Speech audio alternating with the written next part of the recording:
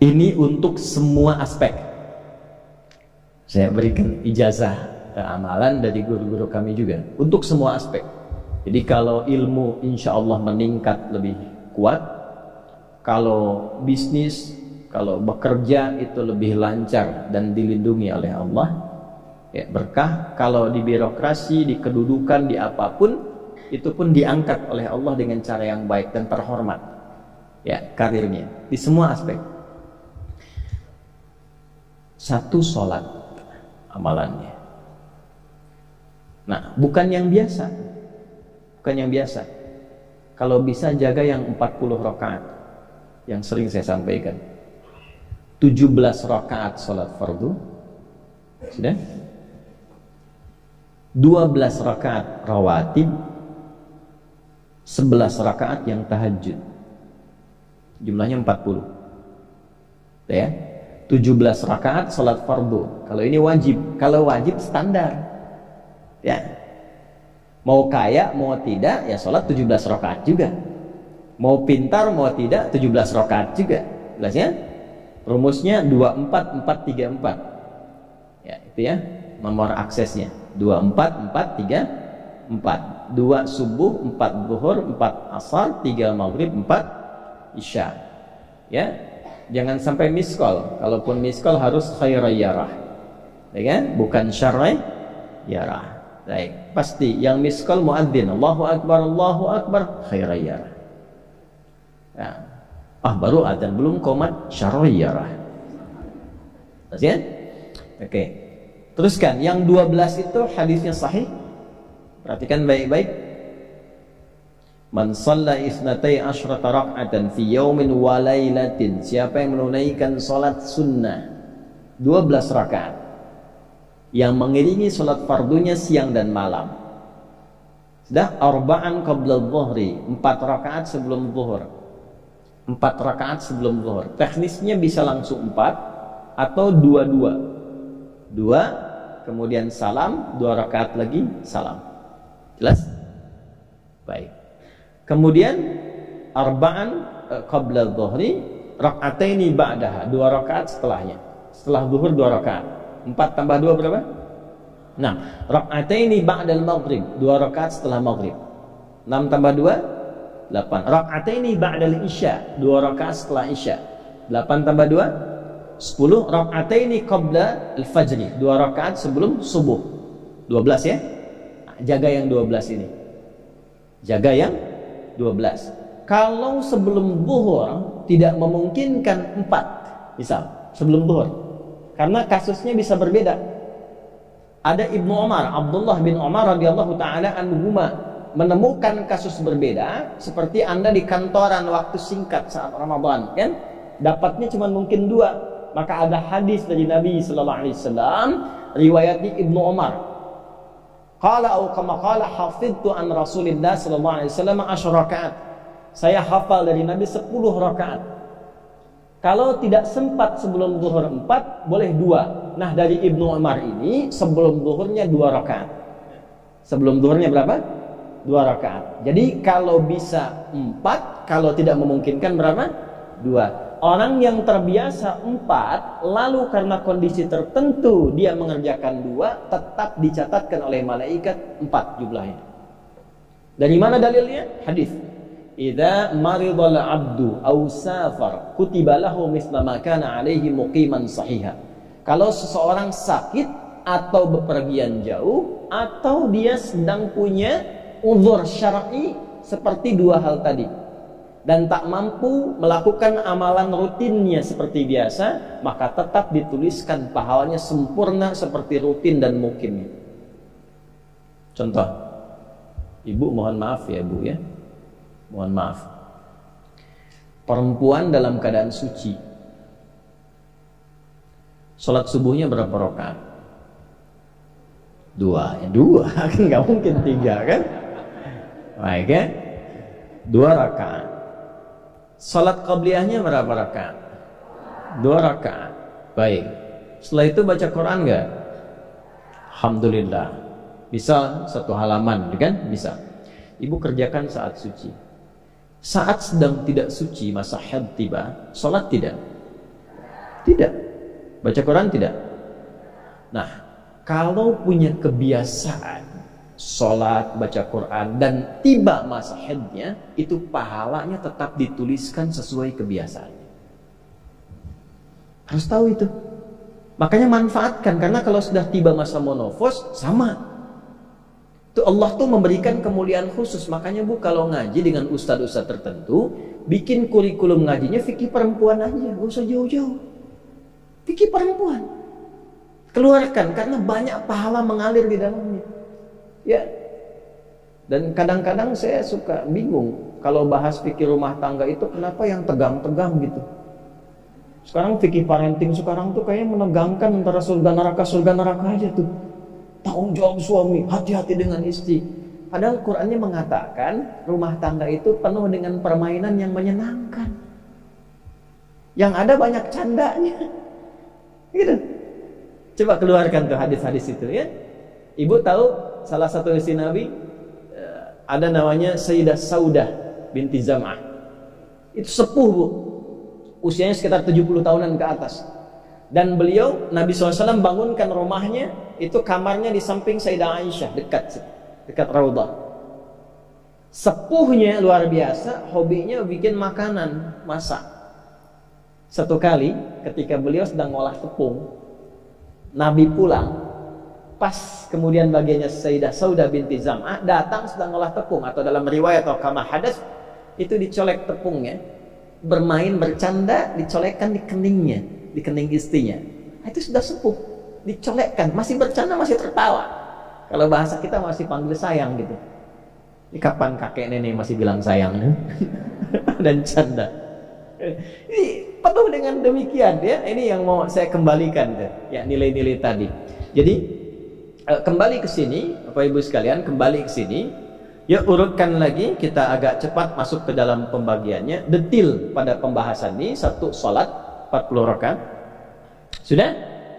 Yang fardu sudah dalilnya, yang rawatib sudah, terakhir yang 11 rakaat yang salat malam.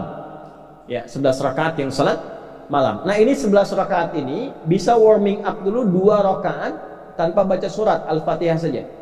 Di Allahu Akbar langsung Al-Fatihah. Tidak pakai iftitah, tidak pakai surat selain Al-Fatihah. Allahu Akbar, ya, a'udzubillahi minasyaitonir rajim. Bismillahirrahmanirrahim. Alhamdulillahirabbil alamin sampai waladhdallin, selesai amin langsung rukuk. 2 rakaat. Seperti itu. Itu namanya khafifatain. 2 salat ringan, warming up untuk persiapan supaya hatinya itu bisa khusyuk, badannya bisa agak hangat sebelum memulai tahajud. Barulah kemudian tunaikan 2 rakaat setelah itu, 2 rakaat setelah itu, 2 rakaat setelah itu, ujungnya tutup dengan 1. Ya, itu riwayatnya ada di dalam riwayat Abu Daud, nomor hadis 1367 dari Ibnu Abbas radhiyallahu taala anhuma.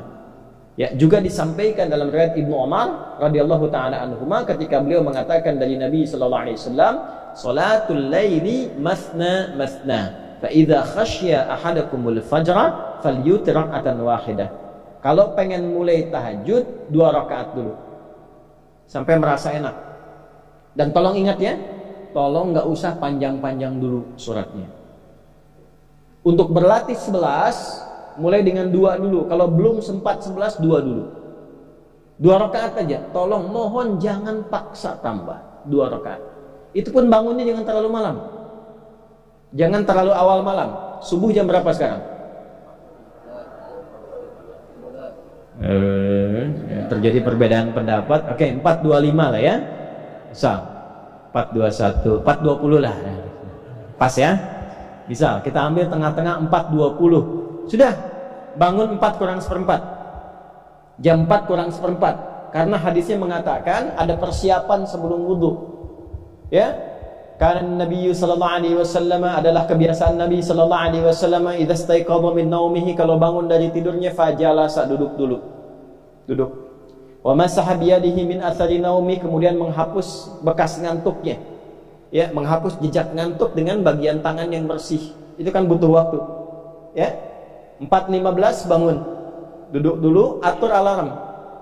Ya, alarm mungkin ya 3.15, 3.30, ya, kemudian jam 4 terakhir. Alarm pertama untuk mematikan alarm kedua siap-siap alarm ketiga sadar. Ya, kan begitu kan? Ya. Ya begitu, itu rumusnya. Nanti kalau sudah ayat tahajud masuk Al-Isra, nanti saya jelaskan, itu ada isyaratnya di Quran. Bukan isyarat alarm ya, tapi isyarat perjuangan kita untuk bangun. Jadi 4 kurang 15 itu adalah persiapan supaya jam 4 bisa wudu. Ya, begitu jam 4, thumma dhahaba ila shinil mu'allaqah, pergi ke tempat kemudian berwudu, tempat tertutup, wudu selesai, balik lagi, kan 4.20 adzan kan? Misalnya 4.10 mulai sholat. Kalau 2 rakaat kan nggak lama-lama, 5 menit witirnya, 1 menit, 3 menitnya istighfar, nunggu subuh. Ya, bacanya jangan tinggi-tinggi. Al-Falaq, An-Nas, witirnya Al-Ikhlas. Besoknya Anda sudah bosan 4 rakaat. Ad-Duha, Al-Insyirah, Al-Falaq, An-Nas, Al-Ikhlas.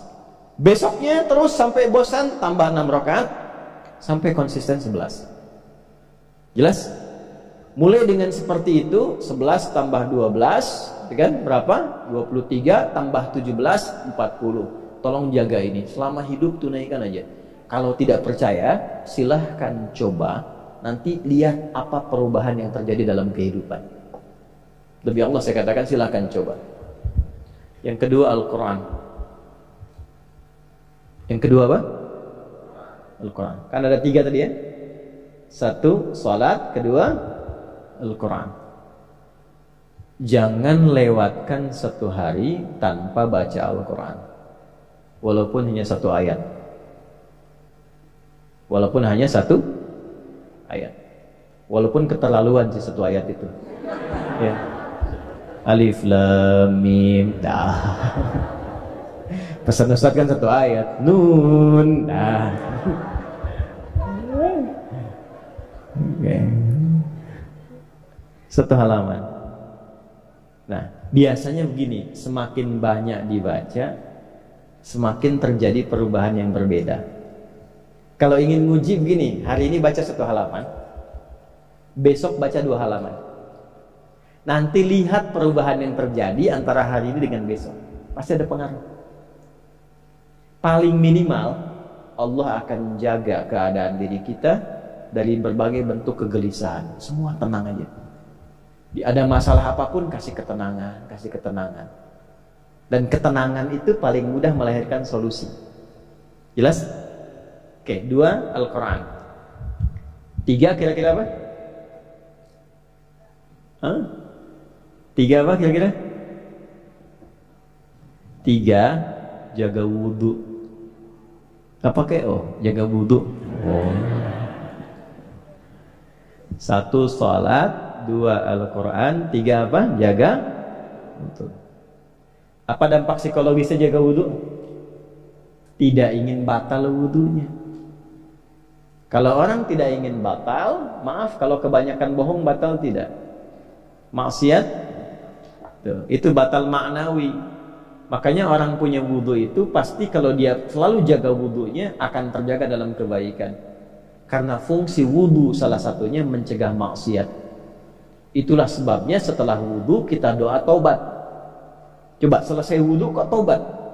Asyhadu an la ilaha illallah wa asyhadu anna Muhammadan Rasulullah. Kemudian Allahumma ja'alni minat tawwabin. Ya Allah, jadikan aku orang yang selalu tobat, bebas dari maksiat. Itulah rahasia wudhu. Salah satunya menjaga seseorang dari perbuatan maksiat. Ya, tidak bermaksiat, jaga wudhu. Saya itu banyak bercanda dengan keluarga, termasuk anak-anak. Bercanda terus, tapi serius dalam 3 hal. Salat, Quran, dan jangan pernah bermaksiat.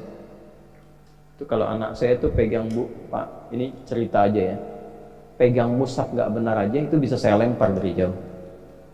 Minimal saya teriakin. Pegang mushaf gak benar, bukan gak baca, pegang mushaf. Misal mushaf harusnya begini, misalnya dia pegang begini, atau taruh di atas paha, kaki, misalnya apa, itu bisa saya lempar dari jauh. Perbaiki. 3 itu serius. Ya, karena itu adalah sesuatu yang bisa merubah kehidupan kita, dan itu yang paling memuliakan kita dan dimuliakan kita dengan itu. Itu poinnya. Tapi yang lain kita bisa bercanda. Sholat jangan main-main, karena itu inti kebahagiaan hidup kita. Dan maksiat itu yang paling fatal, mengantarkan pada kehidupan akhirat yang buruk. Neraka itu kan karena maksiat.